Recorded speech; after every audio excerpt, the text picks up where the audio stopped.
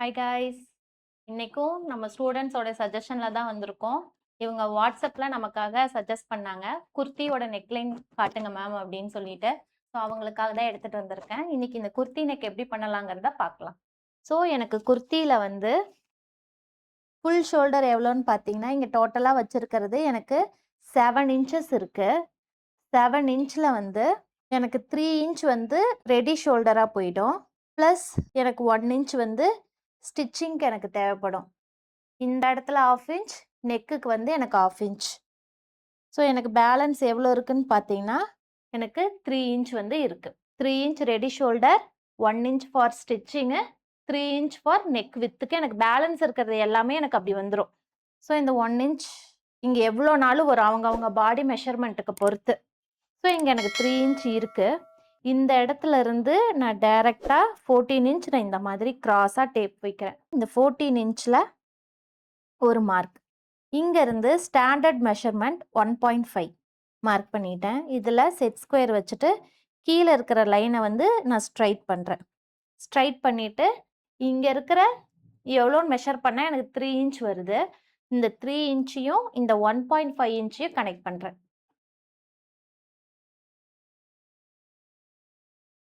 So அந்த மாதிரி connect பண்ணதுக்கப்புறம் எனக்கு இங்கே ஆல்ரெடி 1/2 இன்ச் சீம் அலவன்ஸ் இருக்குது.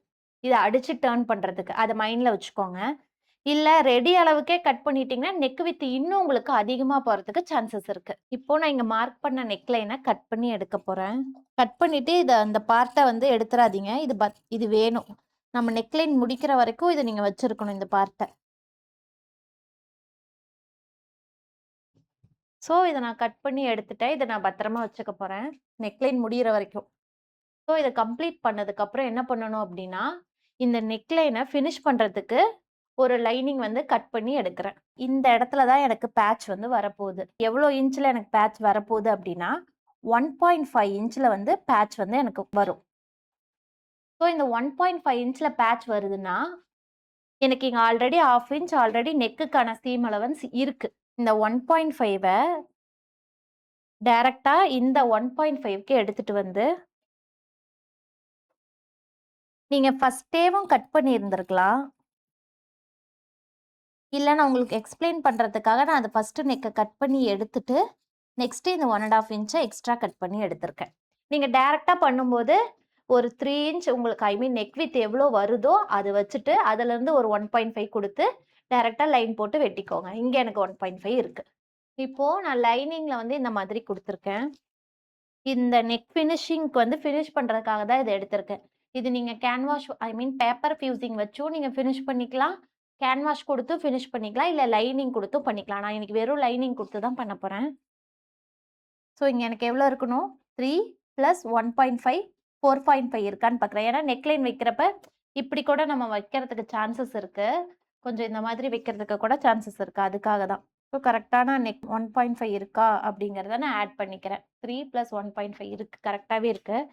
ஸோ இங்கேருந்து இது ஒரு மார்க், இது ஒரு மார்க், இது ஒரு மார்க் பண்ணி எடுத்துட்டிங்கன்னா இந்த மாதிரி இருக்கும்.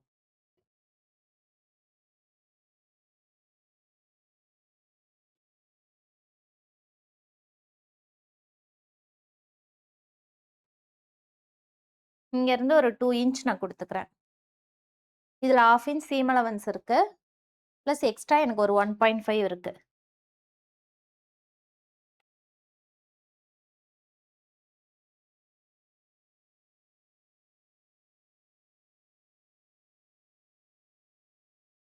இந்த பார்ட் இருக்கு இல்லையா, இப்போ நான் எடுத்திருக்கேன் இல்லையா, இந்த பார்ட் நம்மளுக்கு இப்போ தேவைப்படாது. ஆனால் ஆஃப்டர் நெக் ஃபினிஷிங்க்கு அப்புறம் மெஷர் பண்ணி பார்க்கறதுக்கு கேன்வாஷ் இதெல்லாம் வந்து தேவைப்படும். இது எதுக்கு தேவைப்படுதுங்கிறது நீங்கள் ஸ்டிச்சிங்கில் பார்ப்பீங்க. ஸோ இதை வந்து தூக்கி எறிஞ்சிடாதீங்க, பத்திரமா வச்சுக்கோங்க. ஸோ இந்த நெக்கை ஃபினிஷ் பண்ணுறதுக்கு இதை நான் எடுத்திருக்கேன். இப்போது அந்த பேட்சுக்கு வந்து நான் ஃபியூசிங் எடுத்திருக்கேன். இதோடைய வித்து வந்து 2 இன்ச். இதோடைய லென்த் வந்து நான் 14 இன்ச் கொடுத்துருந்தேனா, அந்த 14 இன்ச்லேருந்து எக்ஸஸாக வந்து நான் ஒரு 2 இன்ச் கொடுத்துருக்கேன். கொடுத்துட்டு 2 பேப்பர் எடுத்திருக்கேன்.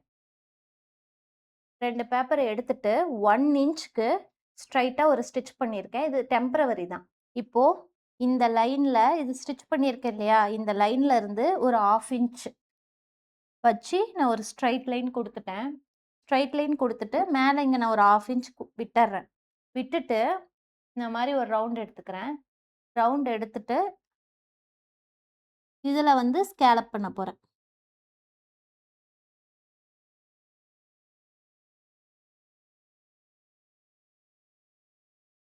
இந்த மாதிரி.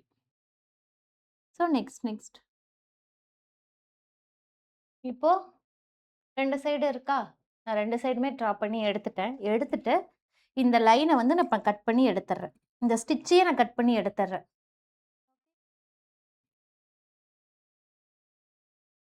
இப்போ நான் எங்க வந்து ஸ்கேலப் குடுத்துருக்கனோ, அதே சைடு தான் பேக் சைடும் பண்ணியிருக்கேன். இந்த சைடு குடுத்துறாதீங்க. இது எனக்கு வேஸ்ட்.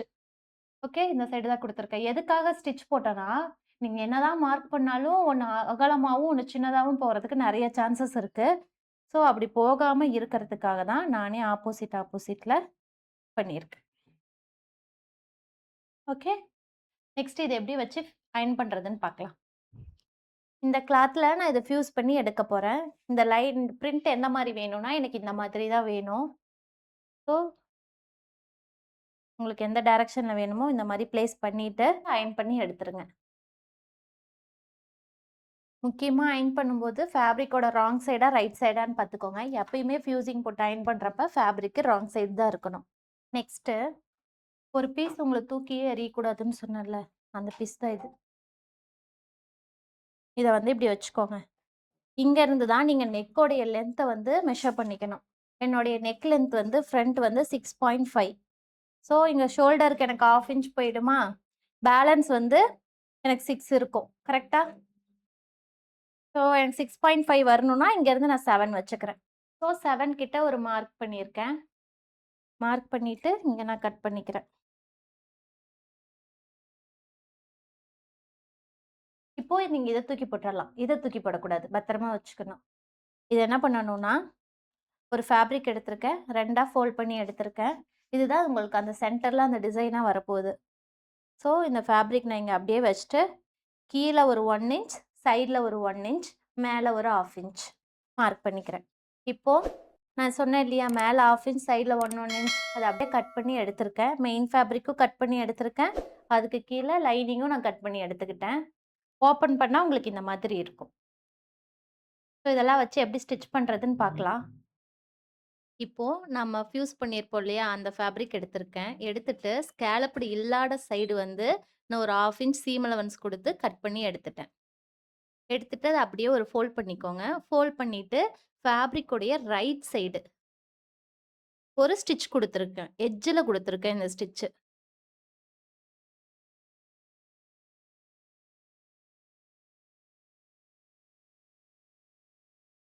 அதுக்கப்புறம் ஒரு அக்கோபா ஃபேப்ரிக் எடுத்திருக்கேன். நீங்க லேஸ் இருந்தா லேஸ் யூஸ் பண்ணிக்கலாம். என்கிட்ட லேஸ் இல்லாதனால நான் அக்கோபா ஃபேப்ரிக் வந்து எடுத்திருக்கேன். இதோடைய லென்த் வந்து யூசுவல் நம்ப இந்த ஃபேப்ரிக் வச்சோம் இல்லையா, அந்த 14 இன்ச்சு அதே லென்த் தான். விட்த் வந்து ஒரு 1.5 குடுத்துருக்கேன். வச்சுட்டு இது மேல ஒரு 1/2 இன்ச்சுக்கு வச்சுட்டு, இந்த எட்ஜ் ஸ்டிச் குடுத்தீங்கல்ல, அதே ஸ்டிச் மேல இந்த மாரி ஸ்டிச் பண்ணி நீங்க எடுத்துறணும். எடுத்துட்டு இதோடைய பேக் சைடு வந்து எக்ஸஸ் ஃபேப்ரிக்லாம் கட் பண்ணி எடுத்துருங்க.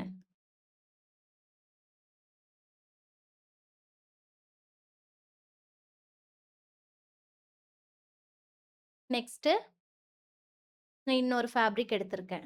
இந்த ஃபேப்ரிக்கோட லென்த்தும் சேம் அதே லென்த்து தான். விட்த் மட்டும் நான் ஒரு 3 இன்ச்க்கு எடுத்திருக்கேன்.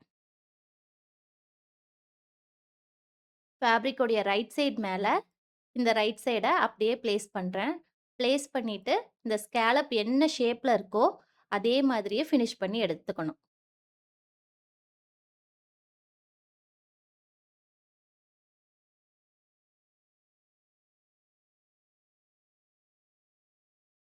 ஸோ, இத நான் ரஃப்பா தான் ஸ்டிச் பண்றேன்.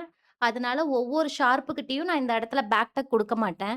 நீங்க ஸ்டிச் பண்ணும்போது நெக் லைன்ல வந்து ஒவ்வொரு ஷார்ப்லயுமே வந்து அந்த வி மாதிரி வருதா, அந்த இடத்துல அந்த வி இடத்துல கரெக்ட்டா அந்த பேக் டக் குடுத்து ஸ்டிச் பண்ணீங்கன்னா, லைஃப் நல்லாருக்கும். டர்ன் பண்ணும்போது உங்களுக்கு அந்த ஷார்ப் ஏரியா வந்து நீட்டா திரும்பும். இந்த ஷேப் எந்த மாதிரி இருக்கோ, ஒரு 0.25 அளவுக்கு வச்சுட்டு அப்படியே கட் பண்ணி எடுத்துருங்க. ஒவ்வொன்னுக்கும் இந்த மாரி நல்லா ஸ்லாஷ் குடுக்கணும். ஸ்டிச்ச வந்து கட் பண்ணிடக்கூடாது. குட்டி குட்டியா கட் குடுத்துட்டு, இத எப்படி டர்ன் பண்றதுன்னு காட்டுறேன். ஸோ இந்த மாரி இருக்கா ஃபியூசிங். இதுல கீழ கை வச்சுட்டு, அப்படியே வந்து திருப்பிக்க வேண்டியது தான். இந்த இடத்துலயும் ஷார்ப்லாம் நல்லா எடுத்து விடணும். முடிச்சுட்டு இத ஒரு பிரஸ் பண்ணிக்கலாம். ஸோ டர்ன் பண்ணதுக்கப்புறம் உங்களுக்கு இந்த மாதிரி இருக்கா? இந்த சைடு ஃபேப்ரிக் உடைய ரைட் சைடு தான் நமக்கு வெளிய வந்திருக்கு. இத ஃபர்ஸ்ட் ஒரு ஃபோல்ட் பண்ணி ஃபினிஷ் பண்ணி எடுத்துறேன்.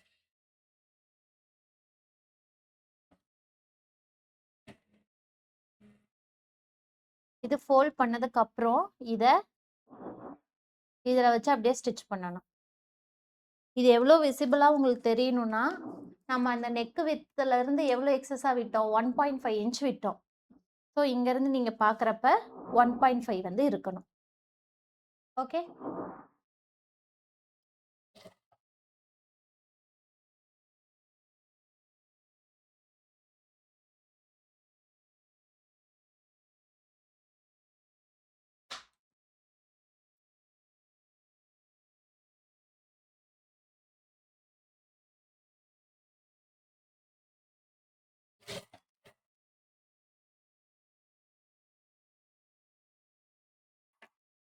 இதே மாரி இதையும் ஃபினிஷ் பண்ணி எடுத்துருங்க.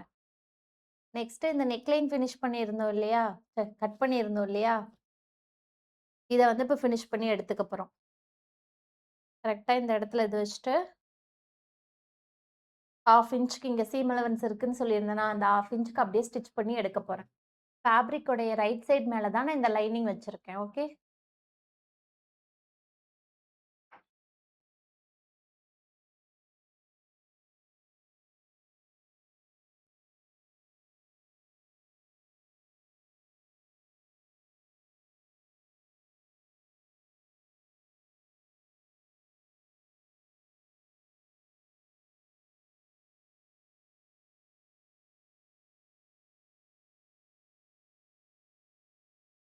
இது கரெக்ட்டா இங்க ஒரு ஷேப் இருக்கா? எல் மாதிரி. இந்த எல்லுல ஒரு கட். ஸ்டிச்ச கட் பண்ணிறக்கூடாது. இந்த எல்லுல ஒரு கட்.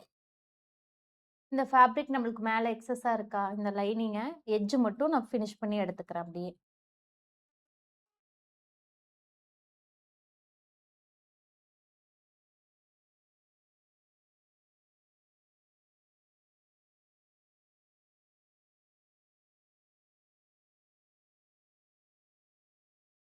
ஃபினிஷ் பண்ணத அப்படியே நான் பேக் சைடு வந்து டர்ன் பண்ணிக்கிறேன்.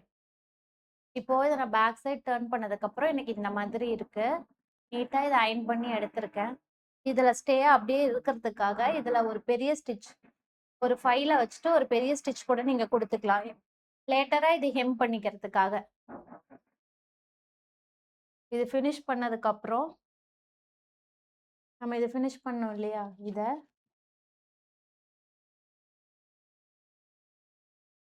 இந்த மாதிரி பிளேஸ்மென்ட் இருக்கணும்.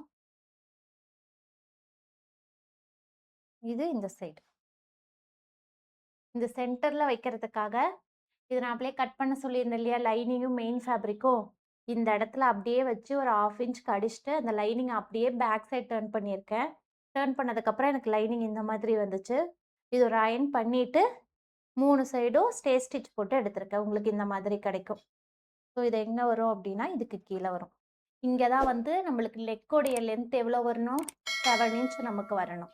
அந்த மாதிரி தான் அவுட்புட் கிடைக்கும் உங்களுக்கு. ஃபர்ஸ்ட் ஸ்டிச் பண்ணும்போது, ஒரு சைடுல இருந்து ஸ்டிச் பண்ணிக்கலாம்.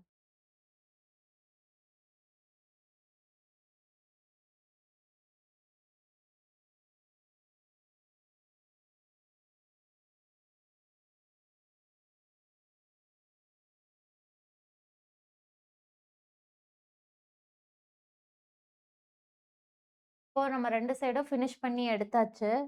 எடுத்ததுக்கப்புறம், இந்த பீஸ் இருக்கா? இத எடுத்து அடியில வச்சுக்கிறேன். ஸோ இந்த மாரி டேபிள்ல வச்சுட்டு, இங்க ஸ்ட்ரெய்ட்டா இருக்கிற மாரி ஒரு இடத்துல பிளேஸ் பண்ணிக்கோங்க. இல்ல ஸ்கேல் இருந்தா, நீங்க ஸ்கேல் கூட இந்த மாரி நீங்க வச்சுக்கலாம். ஸ்ட்ரெய்ட்டா இருக்கிற மாரி. இங்க இருந்து மெஷர் பண்ணி பார்க்கணும். இப்ப எனக்கு எவ்வளோ இருக்கு? 8 1/2 இருக்கு. எனக்கு எவ்வளோ தேவை? 7 இன்ச் தேவை. இருக்கா 7 இன்ச். ஷோல்டர் ஃபினிஷிங்க்கு அப்புறம் எனக்கு 6.5 வந்து என்னுடைய நெக் லென்த் வந்து கிடைச்சிரும். இல்ல என்கிட்ட அதுவும் இல்ல அப்படின்னா, நான் ஒண்ணு தூக்கி எறியக்கூடாதுன்னு வச்சிருங்கன்னு சொன்னேனா, இது வந்து கரெக்ட்டா இதுல பிளேஸ் பண்ணீங்க அப்படின்னா, இதோட ஹைட் வந்து எனக்கு கிடைச்சிரும். இப்போ நான் இங்க பின் பண்ணி வச்சிருக்கேன். ஸ்டிட்ச் இப்ப நீங்க எங்க குடுக்கணும் அப்படின்னா, இந்த ஸ்கேலப்ல குடுத்தீங்கன்னா அசிங்கமா தெரியும். இந்த இடம் இந்த ஸ்டிட்ச் லைன் இருக்கா? இந்த ஸ்டிட்ச் லைன்ல நீங்க குடுக்கணும்.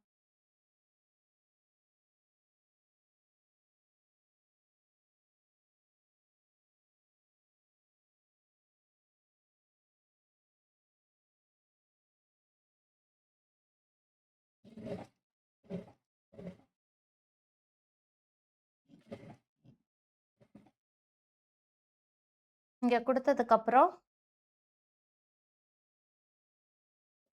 இங்க ஒரு ஸ்டிட்ச்.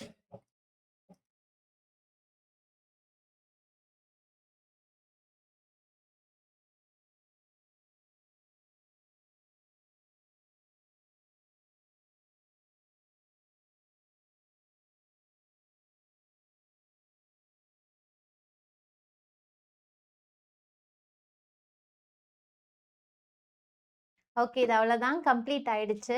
நெக்ஸ்ட் வீடியோல உங்களுக்கு என்ன வேணும்? எந்த மாரிலாம் பண்ணலான்னு சொல்லிட்டு கண்டிப்பா கமெண்ட் பண்ணுங்க. அத நெக்ஸ்ட் வீடியோல இருந்து நம்ம பார்க்கலாம். ஓகேவா? Thank you.